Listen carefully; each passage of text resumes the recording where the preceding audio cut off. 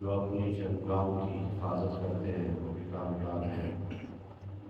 اسی طرح اللہ رب العزت نے یہ جا کے آگے نمازیوں کی بات کی، فرمایا کہ اللہ رب العزت نے ان کو انعام بھی عطا فرمایا ہے کہ اللہ رب العزت نے ان کو وارث بنا دیا ہے۔ خدا کے محمود وارث وہ لوگ ہیں جو وارث ہیں، کس چیز کے وارث ہیں؟ الذین یرثون الفردوس ھم فیہا خالدون، بے شک کہ وہ لوگ ہیں کہ جو فردوس کے وارث ہیں، اور یہ تھوڑی دیر کے لیے نہیں بلکہ ہمیشہ کے لیے اس کے وارث ہیں۔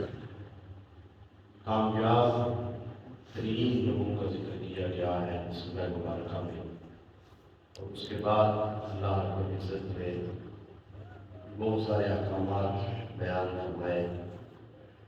ایمان والوں کو حکم دیا کہ جب وہ کسی کے گھر میں جائیں تو بغیر اجازت کے نہ جائیں، اجازت لے کے جائیں، بغیر اجازت کے نہ جائیں، اور اگر اجازت نہ ملے تو خوشی سے واپس آ جائیں۔ اگر گھر والا آپ کو اجازت نہیں دیتا تو یہ نہیں کہ آپ اسے ناراض ہو کے واپس آ جائیں۔ یہ قرآن پاک کا حکم ہے کہ اگر وہ کسی وجہ سے آپ کو اجازت نہیں دیتا تو آپ جو ہے وہ خوشی سے واپس آ جائیں، اس سے ناراض نہ ہوں۔ اور پھر فرمایا کہ کچھ اوقات بیان فرمائے ہیں کہ ان اوقات میں کوشش کرو کہ تم لوگوں کے گھروں میں نہ جاؤ، یعنی نماز فجر سے پہلے اور نماز عشاء کے بعد۔ یہ وہ وقت ہے کہ جس وقت میں منع فرمایا گیا قرآن پاک میں، کی وجوہات ہیں جو اللہ رب العزت نے منع فرمایا کہ یہ جو اوقات ہیں بندے کے، ایک تو آرام کے اوقات ہوتے ہیں، اور اس کی جو اپنی ضروریات ہوتی ہیں یا معاملات ہوتے ہیں تو ان میں ان معاملات میں مغل ہونا یہ بھی اچھی بات نہیں ہے۔ کوشش کریں کہ آپ ان اوقات میں جائیں کہ جن اوقات میں اس کا ملنا جو ہے وہ آسان ہو جائے۔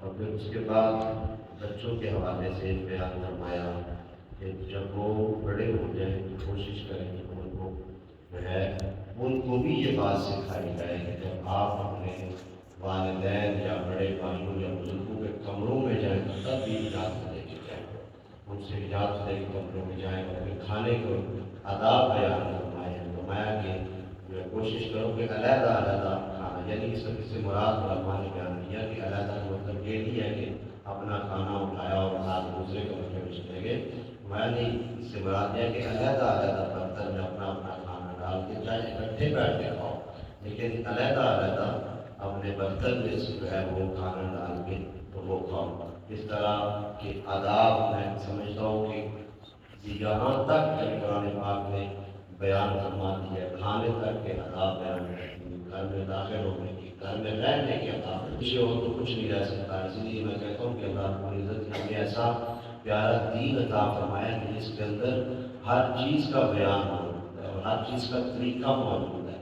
اور اس کے بعد یہ جو اپنے گھر کے معاملات ہیں، اسی سورہ مبارکہ میں اللہ تعالیٰ نے پھر بیان کیا ایمان والوں کو کہ جب تم نبی کریم صلی اللہ علیہ وسلم کی بارگاہ میں آؤ تو اس طرح ان کو نہ پکارو جس طرح تم آپس میں ایک دوسرے کو پکارتے ہو، یعنی ان کا نام لے کے، جس طرح ہم آپس میں ایک دوسرے کا نام لے کے تو بات کرتے ہیں۔ اللہ تعالیٰ نے یہ قرآن پاک میں ارشاد فرمایا کہ جب تم میرے نبی کی بارگاہ میں آ جاؤ تو پھر ان کے سامنے جو آداب کے الفاظ ہیں، جو یا نبی اللہ، یا رسول اللہ، یا حبیب اللہ، ان الفاظ سے ان کو یاد کرو، کبھی بھی ان کا نام لے کے ان سے بات نہ کرو۔ یہ دیکھیں کہ نبی کریم صلی اللہ علیہ وسلم کی ذات اقدس کے بارے میں جو آداب ہیں کس حد تک اللہ تعالیٰ نے بیان فرمایا، اور پھر فرمایا کہ جب وہ تمہیں کس چیز کا حکم دیں تو ان کا حکم مانو، کیونکہ ان کا حکم جو ہے وہ حقیقت میں اللہ کا حکم ہے، اور ان کا حکم جو ہے وہی دین ہے۔ یہ نہ سمجھے کہ اگر وہ کسی چیز کا حکم دے رہے ہیں تو دین سے باہر ہے۔ فرمایا کہ یہ جو حکم آپ کو دیتے ہیں، یہ جو کچھ بھی آپ کو ارشاد فرماتے ہیں وہ سارا دین ہوتا ہے، وہ اپنی طرف سے کچھ بھی بیان نہیں کرتے۔ اور پھر اس کے بعد سورہ نور کے اندر تو بے شمار مضامین ہیں ایک ایک کو اگر بیان کروں تو اس کے لیے کافی وقت درکار ہے کہ جو اللہ رب العزت نے زنا کرنے والوں کا کی سزائیں بیان ہو گئی. یہ اتنا بڑا جرم ہے کہ اللہ رب العزت نے اس کے ساتھ جو ہے وہ شرک کو بھی شامل کیا. شرک اور زنا یہ دونوں بہت بڑے جو ہے وہ گناہ ہیں. پھر اس کی سزا بیان کی ہے کہ ان کو جب سزا دو، جو زانی ہوتا ہے تو سزا چھپا کے نہ دو بلکہ سارے مجمع کے سامنے ان کو سزا دو اور 100 کوڑے مارے جائیں جو غیر شادی شدہ ہے اس کو. تو یہ پورا اللہ تعالیٰ نے قانون بیان کیا. اور پھر اس کے بعد اللہ رب العزت نے جو ہے وہ حضرت عائشہ صدیقہ رضی اللہ تعالیٰ عنہا کے ساتھ جو آپ کا بہتان لگایا گیا، جس کو واقعہ عفت بھی کہتے ہیں اور افق بھی کہتے ہیں، دونوں الفاظ جو ہے وہ اس کے بارے میں بولے جاتے ہیں. غزوہ بنی مصطلق کے موقع سے واپس آ رہے تھے نبی کریم صلی اللہ علیہ وسلم، تو قضائے حاجت کے لیے حضرت سیدہ عائشہ صدیقہ رضی اللہ تعالیٰ عنہا رکے، قافلے سے پیچھے رہ گئی.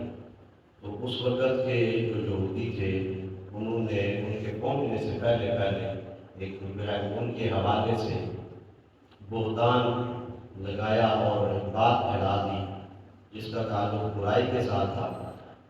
یہ واقعہ بڑا طویل ہے. اس میں پھر میں اتنی بات کہنا چاہتا ہوں کہ اس وقت صرف حضرت صفوان بن معطل رضی اللہ تعالیٰ عنہ آپ کے ساتھ تھے جو آپ کو مدینہ پاک واپس لے گیا.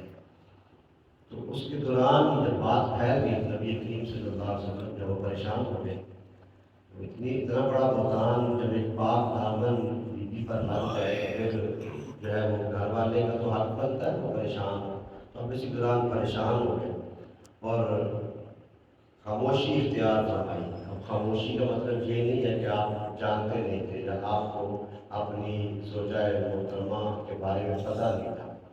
یہ ایک ویسے بھی طبیعتاً بھی بات ہے کہ خاموشی اختیار کرنا، لیکن اس پر پھر لوگوں نے بڑا کچھ کہا.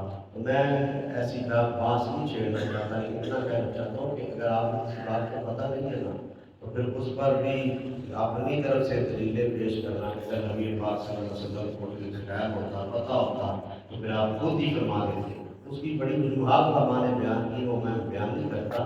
میں صرف اتنی بات کہتا ہوں کہ بخاری شریف کے اندر نبی کریم صلی اللہ علیہ وسلم نے جو الفاظ بولے ہیں وہی ہمارے لیے کافی ہے. آپ نے فرمایا واللہ ما علمت علی اہلی الا خیرا، واللہ ما علمت علی اہلی الا خیرا. فرمایا کہ اللہ کی قسم اٹھا کے نبی پاک صلی اللہ علیہ وسلم کیا فرمایا؟ اللہ کی قسم اٹھائی اور فرمایا کہ میں اپنی اہلیہ کے بارے میں جو ہے وہ بہتری کے علاوہ خیر کے علاوہ کچھ نہیں جانتا. خیر کے علاوہ کچھ نہیں جانتا. یہ الفاظ روز روشن کی طرح جو ہے وہ بخاری شریف کے اندر موجود ہیں. اب جب حضور نے بول دیا کہ خیر کے علاوہ تو اس کا مطلب ہے کہ حضور جانتے تھے، لیکن جو دنیا کی زبان کو بند کرنے کے لیے یہ ویسے بھی اخلاقاً بھی بنتا تھا کہ اگر خود گواہی دینا شروع ہو جاتے، اس بارے میں صفائیاں دینا شروع ہو جاتے تو بندے کہتے ہیں کہ اپنی بیوی ہے اس لیے آپ صفائیاں دے رہے ہیں. تو اب جس انتظار میں تھے حضور وہ وقت آ گیا. کس انتظار میں تھے کہ اللہ رب العزت نے 18 آیات قرآن پاک کی حضرت عائشہ کے حق میں نازل فرمائی. اتنی 18 آیات. پھر فرمایا ھذا بہتان عظیم. قرآن پاک نے واضح الفاظ میں یہ بہت بڑا بہتان اور عظیم فرمانے والا وہ عظیم و اکبر رب ہے کہ جو یہ عظیم فرما رہا ہے. سوچے تو صحیح نا کہ میرے رب کے یہ الفاظ اتنے قابل غور ہیں. تو میں کہتا ہوں کہ حضرت عائشہ صدیقہ رضی اللہ تعالیٰ عنہ کی پاک دامنی پر اللہ کا قرآن گواہ بنا ہے. حضرت یوسف پہ جو ہے وہ بہتان لگتا ہے تو بچہ گواہی دیتا ہے. حضرت عیسیٰ علیہ السلام کی والدہ حضرت مریم پہ بہتان لگتا ہے تو حضرت عیسیٰ خود بوڑھے میں گواہی دیتے ہیں. تو حضرت عائشہ صدیقہ پہ جب الزام لگا ہے، بہتان لگا ہے، تو اللہ کے قرآن نے گواہی دی. اور پھر فرمایا پھر وہ جو اس وقت 2 گروہ تھے، ایک تو سامنے آ گئے منافقین بھی ساتھ شامل ہو گئے، ساتھ باتیں کرنا شروع ہو گئے، اور کچھ وہ بالکل خاموش ہو گئے، کچھ نہیں بولا. باقاعدہ تفاسیر کے اندر حدیث کی کتب کے اندر حضرت ابوبکر صدیق، حضرت عثمان غنی، حضرت علی المرتضیٰ شیخ خدا، حضرت عمر فاروق، حضرت بلال تمام تین صحابہ کرام کے بیان موجود تھے، حضور نے خود ان سے پوچھا تھا تمہارا کیا خیال ہے، تمہارا کیا خیال ہے، اور انہوں نے کھلے الفاظ میں کہا تھا کہ یا رسول اللہ صلی اللہ علیہ وسلم آپ اللہ کے پاک نبی ہیں، تو اللہ تعالیٰ کیسے پھر ایسی عورت کو آپ کی بیوی بنا سکتا ہے کہ جس کی پاک دامنی پر شک ہو۔ تو یہ الفاظ بولے گواہی میں۔ اب کچھ تھے جو خاموش رہے، اللہ تعالیٰ نے یہاں پہ ان کو بھی جھٹکا ہے۔ ہمیں تم میں سے کچھ ایسے تھے کہ جو بالکل خاموش رہے، کچھ بھی نہیں بولا۔ تمہیں پتہ نہیں ہے کہ جس پہ بہتان لگے وہ کون ہستی ہے؟ وہ میرے محبوب کی زوجہ محترمہ ہے، مومنوں کی ماں ہے۔ تم خاموش رہے، تم نے کچھ بھی نہیں بولا۔ تمہارا حق بنتا تھا کہ تم ان کے حق میں بولتے۔ یہ تو میرا قرآن، یہ تو میری ذات ہے کہ جس نے جو ہے وہ گواہی دی ہے، آپ تو خاموش رہے۔ اور اسی کے ساتھ ایک واقعہ ہے کہ حضرت مصطفی بن صاحب رضی اللہ تعالیٰ عنہ ایک صحابی ہیں، وہ حضرت ابوبکر صدیق رضی اللہ تعالیٰ کی کفالت میں تھے۔ بعد میں غلام کہا اور بعد میں کہا کہ آپ ان کی کفالت کیا کرتے تھے، غریب تھے تو آپ جو ہے وہ ان کے کفیل بنے ہوئے تھے۔ تو جب یہ بات ہوئی تو وہ بھی اس معاملے میں پیش تھے۔ جب ابوبکر صدیق رضی اللہ تعالیٰ نے دیکھا کہ یہ اس کا میں کفیل ہوں، میں اس کی کفالت کرتا ہوں، اس کی ہر بات کا خیال رکھتا ہوں، اس کے کھانے پینے کا خیال رکھتا ہوں، اور یہ میرے دشمنوں کے ساتھ ملا ہوا ہے، تو آپ نے اس کا کھانا پینا بند کر دیا۔ آپ نے جو آپ اس کی مدد کیا کرتے تھے وہ روک دی۔ اللہ تعالیٰ نے ابوبکر صدیق رضی اللہ تعالیٰ عنہ کے حکم ارشاد فرمایا۔ فرمایا یہ معاملہ اب ذاتیات کا نہیں ہے، آپ نے اس معاملے کو اپنی ذات پہ لے لیا۔ اللہ تعالیٰ نے آپ کو توفیق عطا فرمائی ہے تو کسی کی روزی بند نہ کریں۔ اللہ نے آپ کو توفیق عطا فرمائی تو تمہارا یہ حق نہیں بنتا کسی کی روزی بند کرنا۔ تو اسی وقت جب اللہ تعالیٰ کا حکم نازل ہوا تو ابوبکر صدیق رضی اللہ تعالیٰ نے ان کی مدد کرنا شروع کر دی۔ اللہ تعالیٰ کتنا خیال رکھتا ہے اپنے بندوں کا۔ وہاں جو ہے وہ ان کی پاک دامنی کی گواہی تھی، جہاں جب دیکھا کہ ان کا جو گھر تنگ ہو گیا ہے، یہ مجبور ہو گئے ہیں، تو ان کا بھی خیال ہے اور ابوبکر صدیق رضی اللہ تعالیٰ کو حکم دیا۔ تو یہ سورہ نور کے اندر پورا ایک مضمون ہے جو اللہ تعالیٰ نے بیان فرمایا ہے، اور پھر اس کے بعد سزائیں بیان کی ہیں کہ بہتان لگانے والوں کو ایسے نہ چھوڑ دو، اگر انہوں نے کسی کا بہتان لگایا تو آپ نے کوئی بات نہیں، یہ بہت بڑا جرم ہے، اس پر باقاعدہ سزا دینی چاہیے تاکہ آئندہ وہ احتیاط کرے کہ کسی کا بہتان نہ کرو۔ آپ پھر اللہ تعالیٰ نے تمام لوگوں کو حکم دیا، میں کہ آپ بھی کسی کی بات سن کے بلا تحقیق ایسے نہ توڑ پڑا کرو، اگر کسی کے بارے میں بولے تو آپ ضرور ہو جو ساتھ تحقیق بھی کوئی نہ کرو، اور ایسے ہی جب وہ بات کو پھیلانا شروع کر دو تو دیکھو تو صحیح نا کہ وہ بات جو کر رہا ہے، پہلے تو اس بندے کی طرف دیکھو جو بات کر رہا ہے وہ اس قابل بھی ہے کہ اس کی بات مانی جائے، اس کی طرف بھی دیکھو جو بات کر رہا ہے، اور پھر اس کے بعد جو ہے وہ اگر بات صحیح بھی ہے، اگر بہتان جو بات کہہ رہا ہے صحیح بھی ہے، پھر بھی تمہارا حق نہیں کرتا کہ اس بات کو زیادہ پھیلاؤ، اس بات کو جو ہے۔ اور آج کل تو اس کو حق سمجھا جاتا ہے، میں تو کبھی کوئی حیران ہوتا ہوں بات بندے کرتے میں بھی جیڑی گل کرنا میں سچی کرنا تے منہ تے کرنا، جلدات نہ ہم بڑے سچے بنے ہوتے ہیں، کسی کے اوپر الزام لگاتے ہوئے یا کسی کو بات ہے بھی اگر اس کے اندر کوئی عیب ہے بھی تو یہ کون سا آپ کے اندر حق ہے، یہ کون سی بہادری ہے آپ کی کہ آپ اس کی بات کو لوگوں کے سامنے بیان کر رہے ہو، اس کے سامنے جب آؤ تو آپ اس کے سامنے میٹھا بن جاؤ، اور جناب کی حالت سی بڑے چنگے ہو میرے یار میرے دوست میرے بھائی، جب ادھر کسی دوسرے کے سامنے جاؤ اور وہاں جا کے کوئی میں گھر سیدھی کرنا پھر کیا آپ سیدھی بات کرتے ہو؟ تو قرآن پاک نے اس چیز کو بیان فرمایا کہ آپ جو کہہ رہے ہو نا یہ حق کوئی حق نہیں ہے کہ کسی کے عیب کو اچھالا ہے، اگر عیب دیکھتے ہو کسی کے اندر تو پھر کوشش کرو کہ اس سے جا کے ڈائریکٹ بات کرو، اگر آپ کے اندر اتنی ہمت ہے، نہیں ہے تو چپ رہو، اگر ہمت نہیں ہے اس سے بات کرنے کی تو پھر چپ رہو، پھر کیوں ایسی بات کو پھیلاتے پھرتے ہو آگے پیچھے۔